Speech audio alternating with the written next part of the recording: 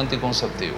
Doctor, y en el caso de las mujeres que tienen embarazo molar, ¿cuánto es el periodo de tiempo para que no se dé toda esa situación que está explicando? Sí, o sea, no es que lo vamos a evitar con algo. Desgraciadamente, cuando ya se forma la concepción, es una concepción a nivel celular. Estamos hablando de micrones, chiquitito.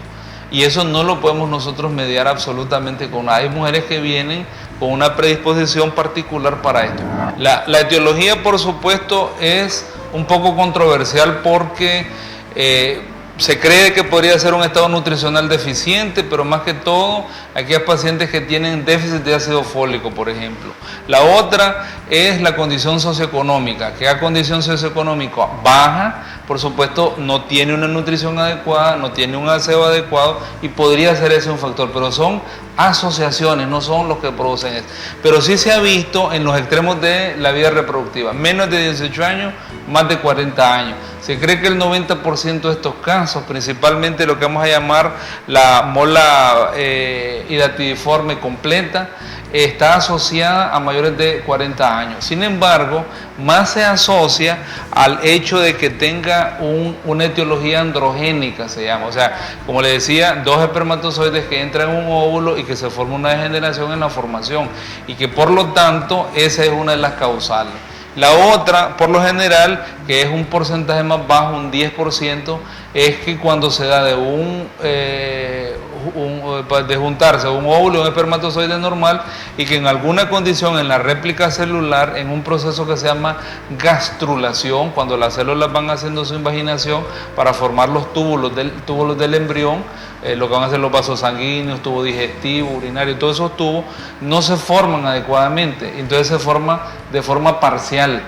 Y eso hace de alguna manera que el fetito nosotros lo podamos ver, como por ejemplo estos casos, que estos casos para mí fueron muy particulares porque era una masa placentaria que incluso tenía una especie de cordón umbilical y también había un feto, pero la degeneración hidrópica se ve clarísima. De otro caso muy particular precisamente porque era un feto bien formado, con frecuencia cardíaca, o sea, uno veía el latido, pero la degeneración de la placenta era súper manifiesta y el feto en todo caso lo que sucedió fue que sucumbió ante la competencia de un crecimiento de la placenta no proporcional a las demandas del feto, o sea, que era demasiado para él y entonces esto fallece.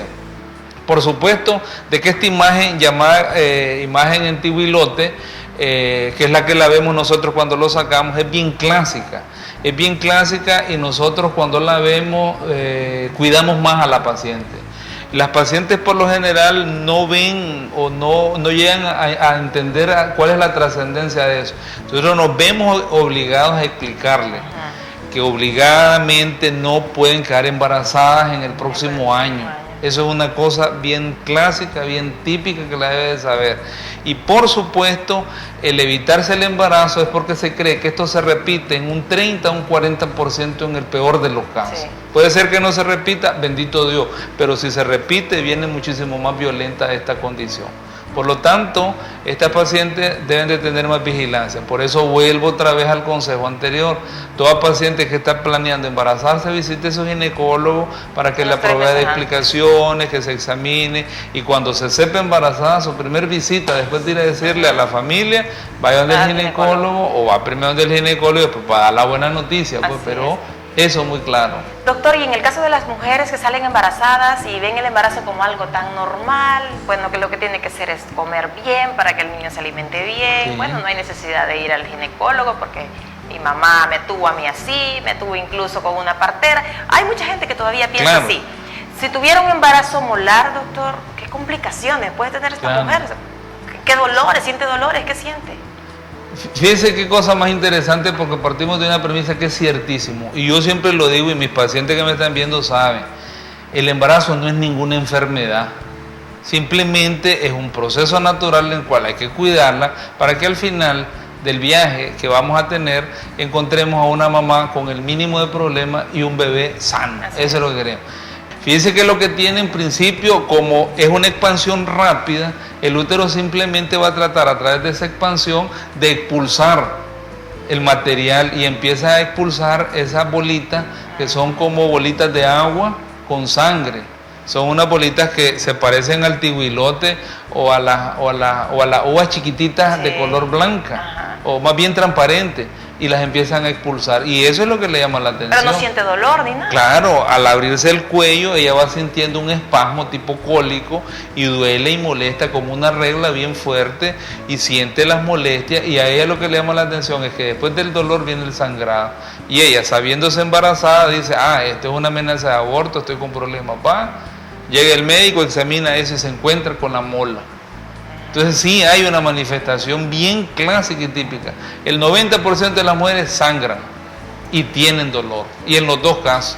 Bueno, mire, doctor, qué interesante este tema que estamos hablando, que es el embarazo ectópico y el embarazo molar. Ya para irnos, doctor, porque ya se nos acaba el tiempo, resumamos un poquito la diferencia entre estos dos embarazos. El ectópico es un embarazo fuera de su lugar normal. Normalmente debe de ser en la cavidad uterina, adentro de la cavidad uterina, aquí. Aquí tiene que ser exactamente en esta cavidad que se llama cavidad endometrial, y el ectópico se está sucediendo en cualquiera de estas áreas, de las trompas, del ovario, de la cavidad abdominal. La mayoría se presenta en esta área, por las condiciones que hablamos ya. Y el embarazo molar, se da adentro de la cavidad, con las intenciones de expandirse, en el caso que sea la mola parcial o la mola invasora, que invade el músculo y que puede invadir las partes a distancia, como el hígado, pulmones, cerebro. Y las dos presentan sangrado en algún momento, y el punto cardinal para ambas es el dolor. Como cólico. Como cólico, algo molesta, estoy embarazada, me duele, algo pasa. Hay que investigar. Y la mola se puede hacer un cáncer, ¿no? Y la mola se puede hacer un cáncer, exactamente. Así es. Bueno, doctor, muchas gracias. Le agradecemos que nos haya dado esta información tan importante. Quiero decirle que, por ejemplo, yo no sabía del embarazo molar, doctor, y quedé, mire, súper interesante realmente. Y estoy segura que mucha gente tampoco conocía del embarazo molar. Conocíamos quizás del tópico porque se habla un poquito más, pero no del molar. Ahora ya queda bien informada. Si a usted se le quedó alguna pregunta, a usted, mujer, porque ese tema va más enfocado a la mujer, ¿no? Si se le quedaron algunas preguntas que no pudimos hacer aquí en el programa, vamos a poner los números del doctor Rodríguez en pantalla. Si quiere tener una cita con el doctor, llámelo, él le va a decir el costo de la consulta y usted puede asistir. Si tiene sus síntomas, si está embarazada y aún no ha visitado a su ginecólogo, como dice el doctor, lo recomendable es 3 meses antes, pero si usted no lo hizo por cualquier situación que se le haya presentado, es momento de ir ya al médico a ponerse en tratamiento. Entonces vamos a poner los números para que usted lo llame. Gracias, doctor. No pudimos hablar ya de los embarazos de alto riesgo porque ese tema se nos alargó otro día. Vamos a invitarlo nuevamente para que nos hable acerca del embarazo de alto riesgo. Con gusto. Gracias. Y a ustedes, amigos televidentes, los esperamos la próxima semana. No olvide que su salud es nuestra misión y visión.